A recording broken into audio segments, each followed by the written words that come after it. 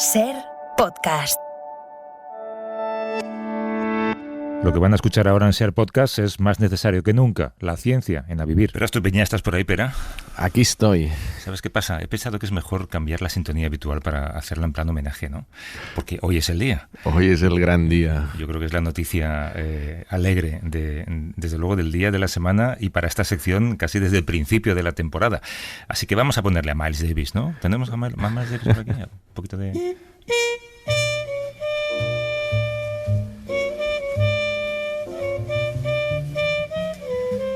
Con esta trompeta te hemos ganado, ¿no, Javier? Buenos días.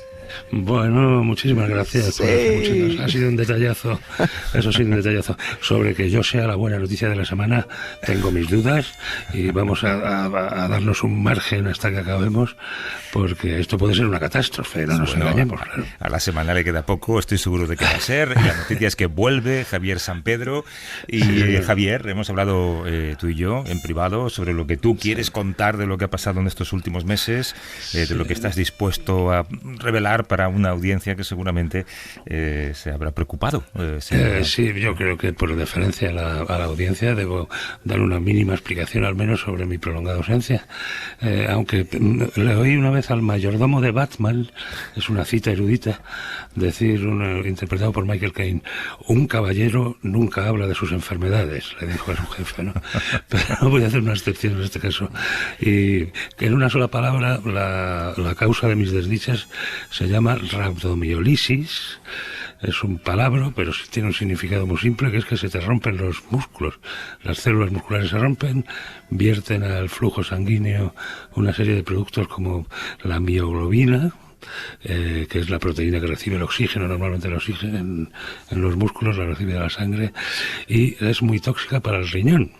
De manera que tus riñones empiezan a fracasar, y cuando los riñones fracasan, otros órganos suelen ir detrás de ellos. Y por hacer corta una historia que se ha hecho un poco larga, la verdad, que va durando casi 3 meses, mi recuperación ha sido muy buena en todos estos factores internos, fisiológicos, metabólicos. Mi función renal se ha recuperado bien. Sabremos más sobre las causas de esta enfermedad dentro de un minuto, cuando hablemos con la gente que sabe verdaderamente de esto, porque yo no soy más que un paciente, no soy ningún experto en esta condición. Y me queda algún problema de movilidad que tengo que recuperar, que corregir para recuperar una cierta normalidad. Esta es en breve la historia. Hay una historia paralela, que es que yo estaba en México cuando de hecho estaba paseando por una calle de Ciudad de México, cuando me fui al suelo, me caí al suelo. No es que tropezara y me hiciera daño al caer al suelo, es que los músculos dejaron de sujetarme. Y me caí al suelo como... colapsé como una torre gemela, digamos, ¿no? En vertical.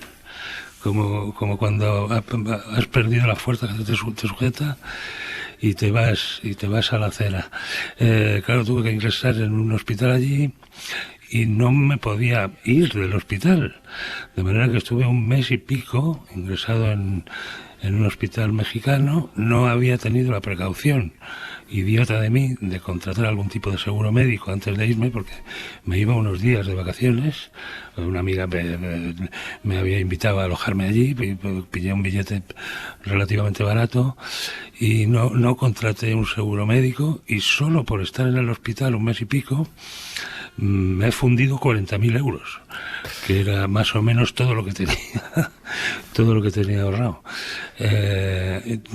Esto, por favor, a quien viaje no solo a México, sino a Estados Unidos, y no sé a qué otros países americanos, porque en Europa las cosas van de otra forma, les pido que tengan mucho cuidado con sus seguros médicos, porque un hospital es una forma carísima de estar 1 mes y medio en uno de estos países.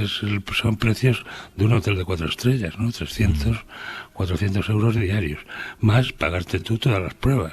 O sea, pruebas y cosas tan triviales como que te pongan esta pincita en la nariz para respirar un poco más de oxígeno, ¿no?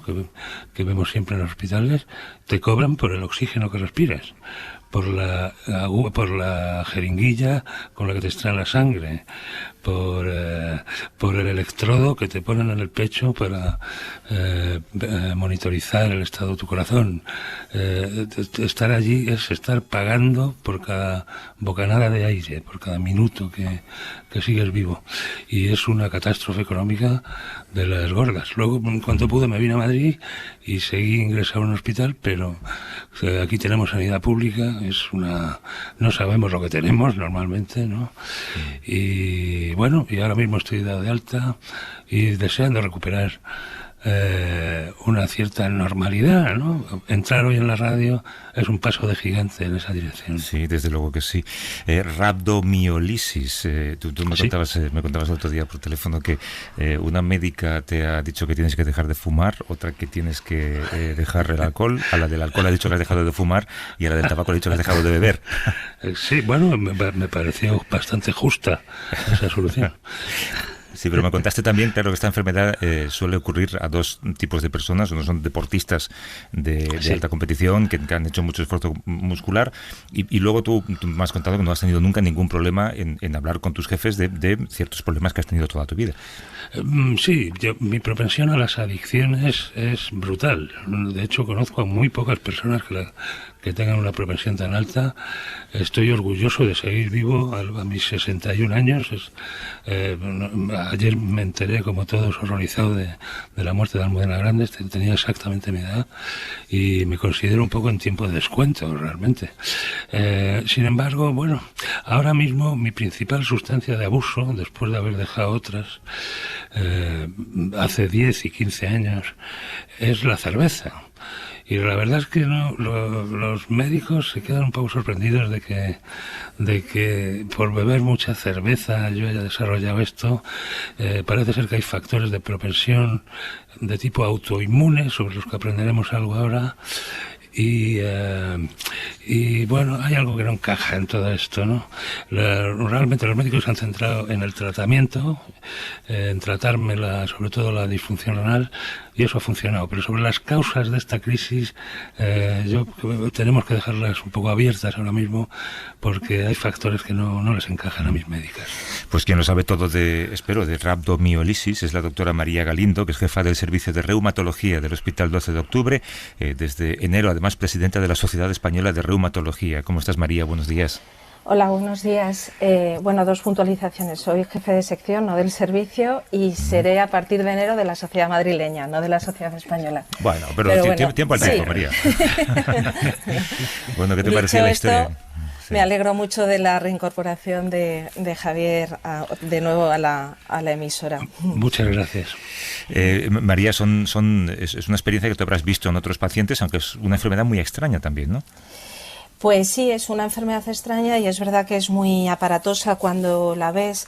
Nosotros la mayoría de las veces que lo vemos es en relación con el consumo de determinados fármacos, sobre todo lo hemos visto con las estatinas, que son fármacos que se utilizan para el control de la hipercolesterolemia, pero es verdad que está descrito con otros fármacos, ¿no? Pues con la colchicina, con los opioides, por ejemplo, también se ha descrito, o luego con el consumo de tóxicos, pues desde la cocaína, la heroína, el alcohol. Y es verdad que el riesgo hay veces que es dependiente de tener una base genética que te hace especialmente sensible a poder hacer este tipo de complicaciones, y luego que se junten varias cosas, ¿no? Es decir, que a lo mejor el propio consumo de tóxicos, más estar expuesto a una situación, por ejemplo, de altas temperaturas, o si has tenido un esfuerzo físico extenuante y juntas otros factores de riesgo, pues aumenta las probabilidades de que puedas desarrollar un cuadro así. Yo puedo decir una cosa, María, que es sí, que el exceso de esfuerzo físico no ha sido mi caso. Lamento decirlo. ¿Cuál es la no sé, el futuro inmediato esperable para Javier? ¿Recuperará toda su movilidad?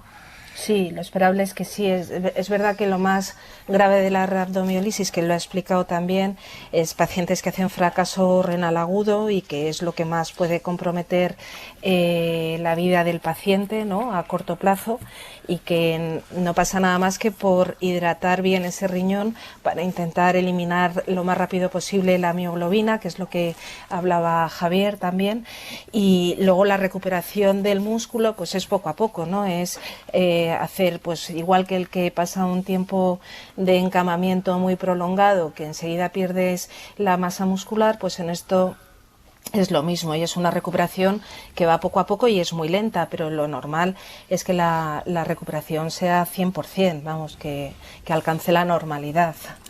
Javier, aprovecha.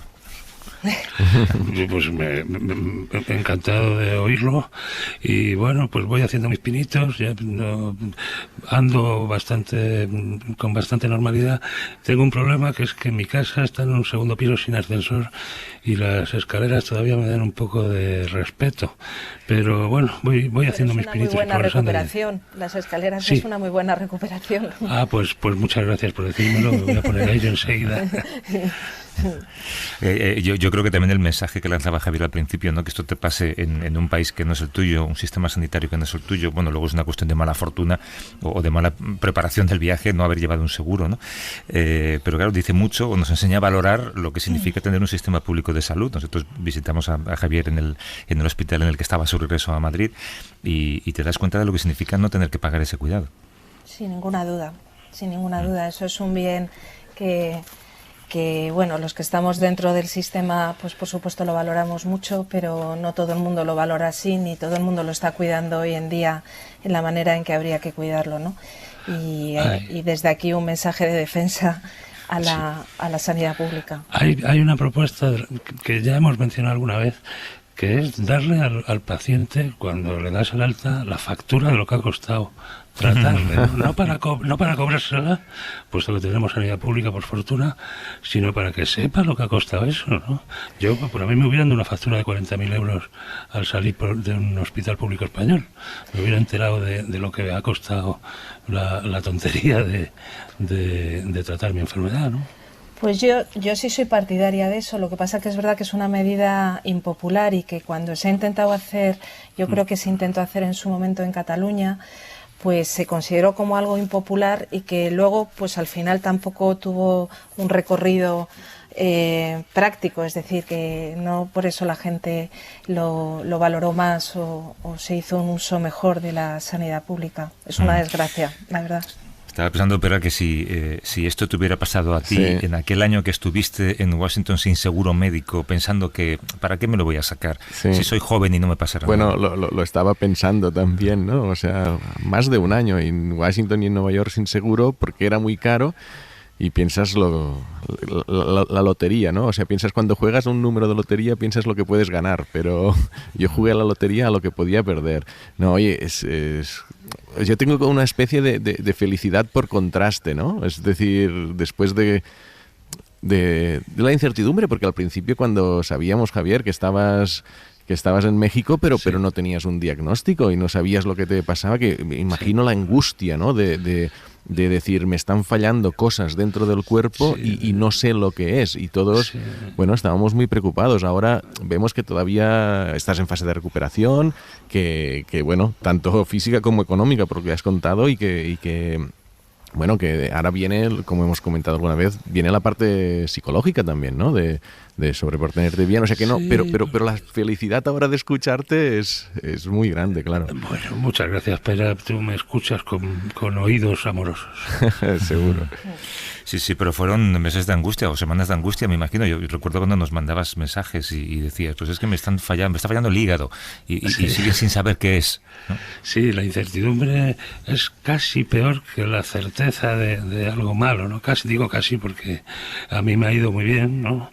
Pero si al final, cuando te confirman el diagnóstico, es algo pésimo y de lo que sabes que no te vas a recuperar, casi es mejor no saberlo. Pero la incertidumbre es realmente una fuente de estrés y de angustia, y también después de tanto tiempo fuera de juego, te sientes un poco como empezando desde cero otra vez, ¿no? y es un poco desmoralizante. Pero, en fin, a mí no me voy a quejar porque todo me ha ido muy bien, ¿no? No me puedo quejar. Esto es un problema con esta enfermedad, ¿no, María? Saber reconocerla. Sí, hombre, es que al principio te obliga a hacer un diagnóstico diferencial con muchas otras causas, ¿no? Lo primero, bueno, claro, le tienes que preguntar al paciente si está con determinados fármacos que sabes que pueden provocar ese daño, pero hay otras enfermedades inflamatorias de base autoinmune que pueden afectar al músculo y muchas veces al final acabas necesitando llegar a la biopsia del músculo pues para hacer un diagnóstico definitivo, ¿no? Y sí, desde luego el espectro de enfermedades que pueden afectar al músculo es muy amplio y todas ellas las tienes que considerar al principio, porque cuando es una rhabdomiólisis, por ejemplo, por un síndrome de aplastamiento, pues yo que sé, un accidente laboral, ¿no? Que se te cae una viga encima, pues poco recorrido tiene el diagnóstico, es decir, ya lo tienes claro, ¿no? Pero si, como dice Javier, en su caso, pues ni había un ejercicio extenuante, ni había habido un accidente, ni nada, pues sí que te obliga a tener en mente un espectro de posibilidades mucho más amplio y al principio puedes estar un poco más perdido, lógicamente. María Galindo, que es jefa del servicio de reumatología del hospital... No, jefa, corrígeme de otra sección. vez. Jefa de sección, será pronto jefa de servicio de reumatología del Hospital 12. No. Era presidenta de la Sociedad madrileña de Reumatología, pero pronto de la Sociedad Española.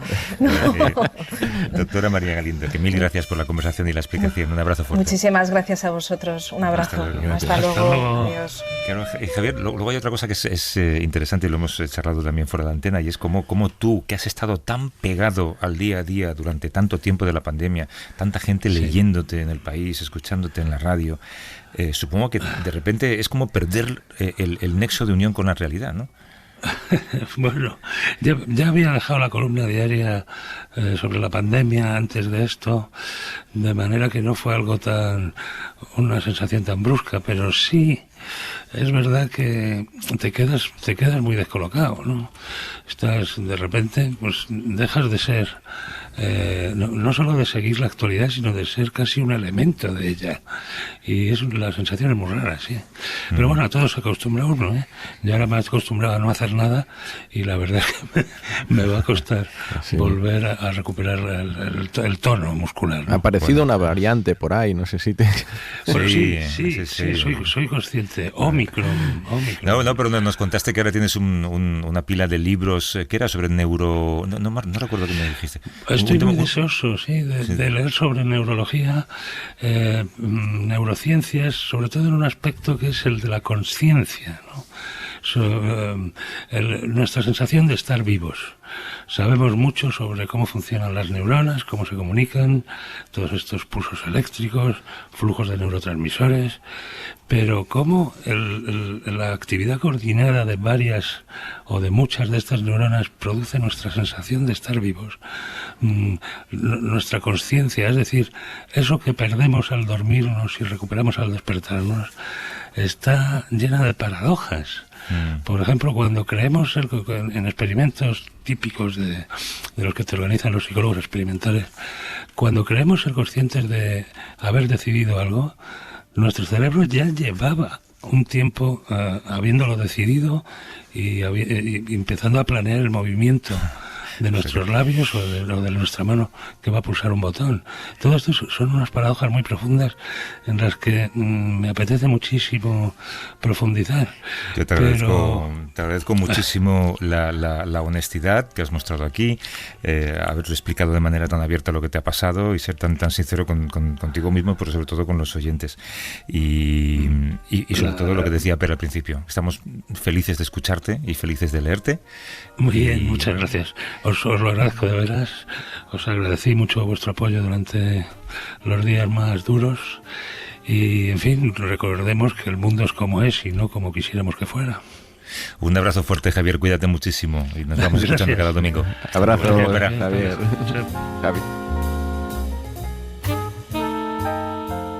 Suscríbete a La Ciencia. Todos los episodios y contenidos adicionales en la app de Cadena SER y en nuestros canales de Apple Podcast, Spotify, iVoox, Google Podcast y YouTube. Escúchanos en directo en la SER los domingos a las 10 de la mañana. Cadena SER. la radio.